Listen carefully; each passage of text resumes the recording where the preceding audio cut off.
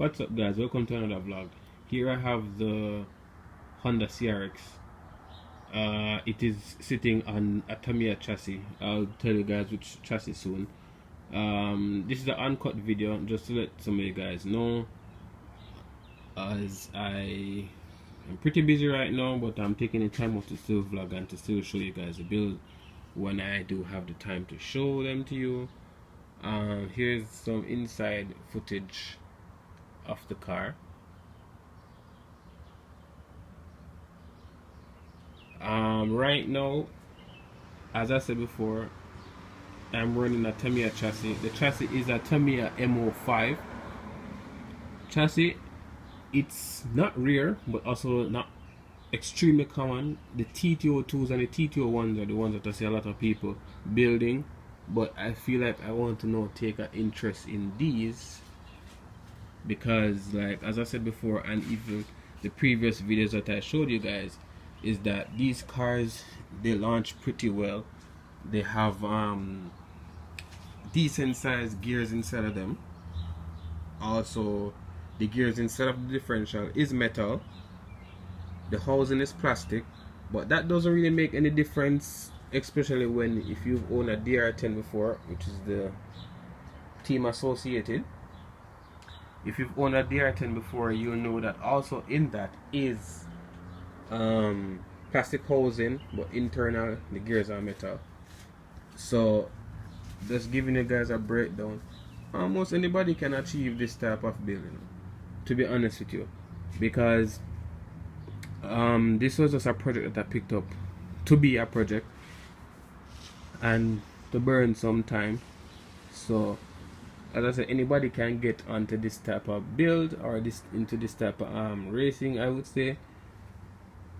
For classes for this, I would say it would probably be running in the same, no prep scene with the 2S LiPo batteries and all that stuff. But anybody that know any wise or have classes for this chassis, you can comment down below and let me know. What else? Can it keep up with a drag car, like the slashes and whatever? That I don't know, because I have yet to do some test hits on it with the GNSS analyzer. Mine got lost in the last video, the video with me showing the car crashing, one of the cars that I built, which was a DIY. I had the analyzer on that and it crashed and it looked like it fell down into the drain, so that's that. I'll have to go and purchase another one, but they're kind of pricey still. I think they're like $100 for one, that kind of thing. But for the main fact, it prints out so much information when you do your runs, you have to respect the price. So yep, that's that. And going through some more now in this car, there are custom light buckets. I don't know if you can see. Yep, those light buckets are just buckets that I had laying around with basically nothing to do, so I decided to put some lights into it because I do actually do night pulls with this car. I am going to make some videos on that. I am going to also now do some test hits on the street with it, which I'll be posting in the next video after this one, because as I said, I won't be doing any editing much right now. It's just strictly uncut videos, as I have other things to do, and when I make time and I find the time and I have time, it will be done. But for now, still keeping the content going. I know some people are curious about this car and how they can get to build a car like this, so this is why I'm even doing the vlog. So walking around, the intercooler is custom. I put that in there, cut out the front, have a little breeze escaping somewhere under there, which is good. Cool down the inside. Also cut the top for more cooling. Put some holes in the front glass there, so right. Coming around, this is a custom built wing that I built yesterday. And then, as you know, the skinny tires. You just go to your local hobby shop and ask for some airplane tires. They'll know what to do and what to give you. And then this is under it. The suspension that I have under here is not what comes with the car. These are ones that I have lying around, but most of them that I actually have lying around, they already have the 80 weight shock oil in it. And for the back, you know, you need the stiffness, because you know when you launch a front wheel drive car, the back of the car is going to squat. So that is that. In-depth look there. Right, so it's a pretty simple build. These disc pads that you see in there, sorry, not disc pad, rotor, sorry, is custom. Those came off the Tamiya.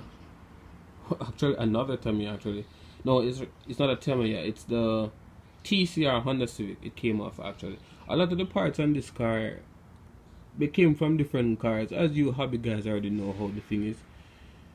So therefore, yeah. Anyways, moving on. So that's all for the TCR Honda Civic, the MST, and those are just regular hobby shop airplane wheels. They call them sport wheels, but I put them on the car because they're very lightweight, but they still work. They function. As you can see, I made a couple pulls with the car, and it functions. As for durability, it's going good so far. The only thing I have to really pull up the gearbox for the other day was just to check if, you know, if anything was probably melting, because the only thing that I did with it so far is that I upgraded the diff. No, I'm sorry, I upgraded the diff in some sense, but I only just put some, and this is at your own discretion. I put some 828 shock oil into the diff, lubed it up, close it, see it's not steel but tighten up, and also metal bearings for all the hubs.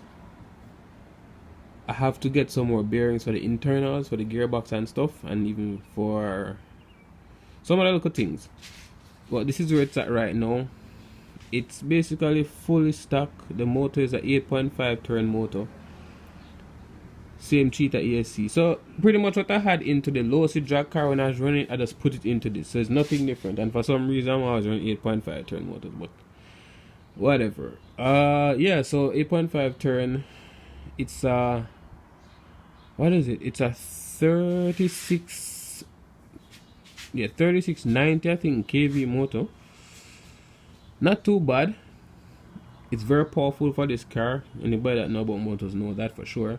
The car is only on 10% timing, 30% punch or boost, whichever you want to call it.